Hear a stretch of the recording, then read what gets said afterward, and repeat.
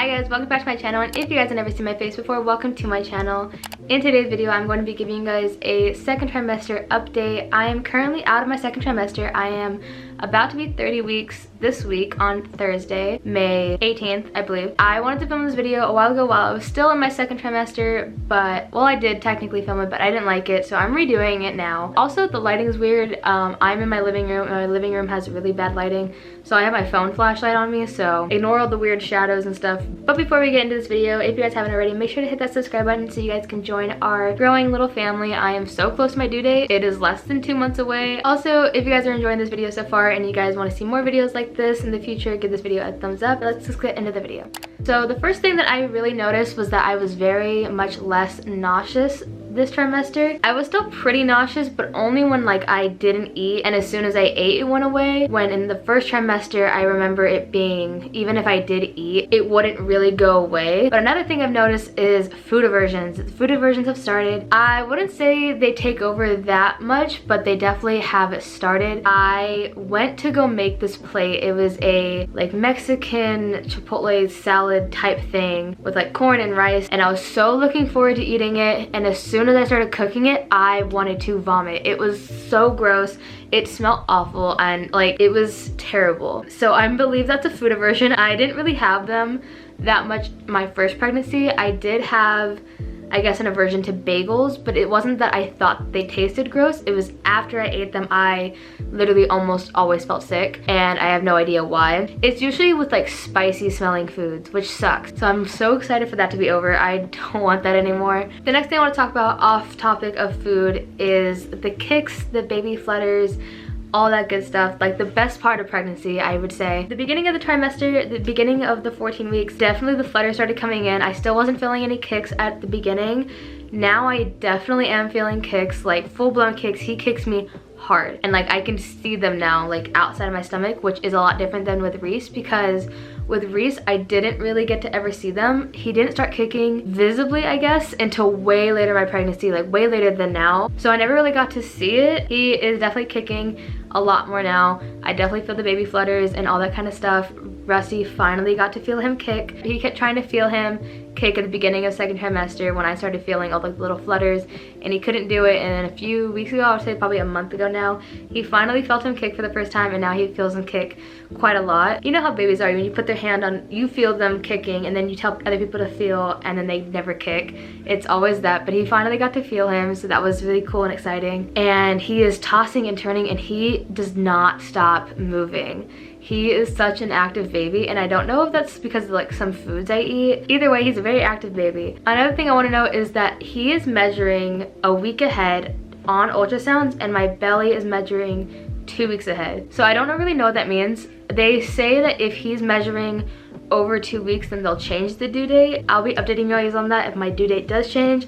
As of right now, it is still July 27th, and I'm hoping that that stays, because we have a lot of little at-home projects that we are trying to work on before the baby gets here, and I don't know if they're gonna be finished before the baby gets here, but they kind of need to be. So fingers crossed if we get all those home projects done before the baby is here. Another thing I want to talk about is baby names. We have officially decided a first, middle, and last name. We had a first name for a while. Since pretty much the gender reveal, we've had his name pretty set in stone. We never had a middle name though. It was really back and forth on the middle name. We couldn't think of anything, because the one middle name that we always agree on is James. But if you guys know my older son Reese, his middle name is James. So we can't use the name James twice. I mean, we could, but we're not going to. But I will not be revealing his first name, I don't think, until he's born. If you guys are my friends, you guys know what his name is, but I don't think I'm gonna be announcing it publicly until he is born, because I really want to do one of those like little name plaques next to him on like the hospital thing. I just think those are really cute, and I kind of want to do that. We've been calling him this pretty much since we found out we were having a boy. We had one other name, and that was it, and we never really even called him that because we weren't sure, but this is the only name that we have called this baby out of all the name options that we've had. Okay, this reminded me of another symptom, is heartburn. Heartburn is the worst, I think, symptom in pregnancy. It is so annoying, especially for people who like don't like to, I mean, nobody likes to throw up, but I have like legit phobia of vomit and throw up, so I really don't like throwing up, and this heartburn is like right here in your throat, and it makes you cough so bad to the point where sometimes you throw up. Thankfully I have not, but like it feels like that sometimes. So I had to move my camera a little bit, and I think the lighting is like way weirder now. Hopefully that's okay. Ignore this wire right here. I had to plug my phone in because it was gonna die, and I kind of really need it because one, it's my light, and two, all my notes are on it. Anyway, continuing on, I think I'm gonna go with some like pain issues. So I would say the first thing is leg joint pains, which is like the pelvis area, those bones, like the ball and socket joints, those hurt so bad, especially when I lay on them. If I lay on my side, it hurts. Like I literally, it's so uncomfortable to sleep now because I can't lay on my back, which I feel like every pregnant woman knows you can't lay on your back. Laying on my right side kind of feels really weird, and my left side is the only side I can like usually get comfortable on, but at the same time, that is like where the most leg joint pain is, and it sucks. This next little part might be a little bit TMI, so skip to this part if you don't want to hear about like body parts, but also this is a pregnancy video, so I feel like nobody's really watching it that doesn't already hear all this stuff. This next part, I'm talking about my breasts. They are so sore. They don't hurt to the touch. My like nipples are sore, and I'm starting to like leak colostrum a lot, which I feel like it's pretty early, but at the same time not really. At least I know now what it is, because when it happened with my first pregnancy, it was really weird because I did not know that that happened. So now like I was expecting it now. Okay, so the next little TMI thing is my pelvic uterus area hurts so bad. Like I cannot spread my legs. I can't like climb on my bed and like open my legs at all in any way because it hurts so freaking bad, and I don't know why it hurts this bad. I don't remember it hurting this bad, and I think it's just because my uterus is spreading. I don't know if that's the correct term, but like I know something is happening down there getting me ready for birth. I know it has to happen, but oh my gosh, it is the most painful thing in the world. I can't I don't even know, getting up and like moving my legs, it just, I don't know, it's just so uncomfortable, and it hurts so bad, and I hate it. It like really sucks. I feel like so huge already. I know everybody says that like in your second, not your second trimester, but your second pregnancy, that you get like bigger, or you look bigger or feel bigger, and I don't know if it's because I had lost weight before my pregnancy or not, if that had anything to do with it, but I don't think so, because I'm at the same weight I was my last pregnancy, but I feel like I look bigger in my belly. Like I feel like this pregnancy is more belly, where before I didn't feel that. Like I feel my belly is more rounded. I'll put in like a side-by-side comparison. I'll do 27 weeks and 27 weeks my first pregnancy and my second pregnancy, so you guys can see the difference, because I feel like I'm way bigger now than it was my first pregnancy. And I know that usually happens, but it's just really weird to see visually because I'm the same weight as I was. I guess the next thing is I am just wanting to wear dresses all the time, and I hate dresses. Like I don't hate dresses, but I don't normally wear dresses outside of, just in general, I don't really wear dresses unless it's like fancy or I like absolutely need to.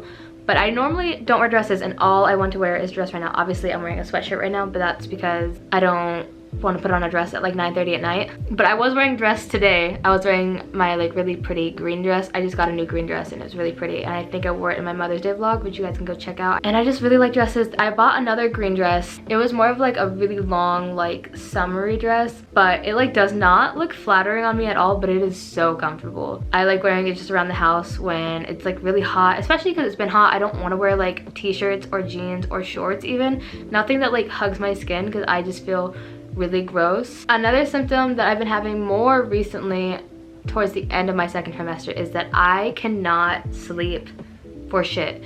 Like I can only sleep upwards of like 4 hours at a time, and then I wake up and I can like be uninterrupted. Like I'm not getting woken up because of Reese or because of somebody. I just wake up, and it's so annoying because I need to be up with Reese, but some days I'm so tired during the day because I got barely like any sleep that night. because once I wake up from that 4 hours, it's not like I can go back to sleep. I'm like wide awake, and I don't know why that is. I don't know why, like when I fall asleep and I can sleep and run off of like 4 hours of sleep. I'm going to bed early with Reese and Rusty because they need to be asleep at around 8. Rusty has work early in the mornings now, and so he has to go to bed at 8. I've been putting Reese to sleep around 8 o'clock for around a month and a half now. So I try going to sleep with them, and then I'll end up waking up around 11 or 12, and I can't go back to sleep, or I don't feel tired until like 6 a.m. Once I go to sleep at 6 a.m, Reese starts getting up around 9, so that's only 3 more hours. In reality, it's like 7 hours, but it's 7 hours of broken sleep, and like, I don't know how to explain that. I feel more tired. I need uninterrupted sleep, and it's not even anybody's fault that it's interrupted but my own, and it's just really frustrating. Probably one of the last things I want to talk about is my glucose test. I just got that done last week, I want to say. So it was technically in my 3rd trimester, but it was supposed to be beforehand. I just missed my appointment. But I got my glucose test, and from the results, I got them around 3 days ago. They all seem normal, and I feel like they would have called me if I didn't pass. It doesn't say like on the paper that I have like if you passed or you didn't pass. I mean, it probably does, but I don't know how to read it really well. But it all says negative, and the numbers that are in my results are all within the standard range. So I believe I passed, and I like know what it's called, and I can't think of it. The diabetes, gestational diabetes. I do not have it. I feel like if I did, they definitely would have called me with my results, because I feel like that's a very dangerous thing to like not know that you have. But they haven't called, so I'm gonna go ahead and say that I passed and that I do not have gestational diabetes, which woohoo, yay me. But I think that's where I'm gonna end this video. That is pretty much all of my symptoms for my 2nd trimester. I don't know if I'm gonna do a 3rd trimester recap. Do I do a 3rd trimester after the baby's here? I don't know how that works. But if you guys have any other questions about my 2nd trimester, leave a comment down below. And yeah, thank you guys so much for watching. Give this video a thumbs up if you guys enjoyed. And I will see you guys next week. Bye guys.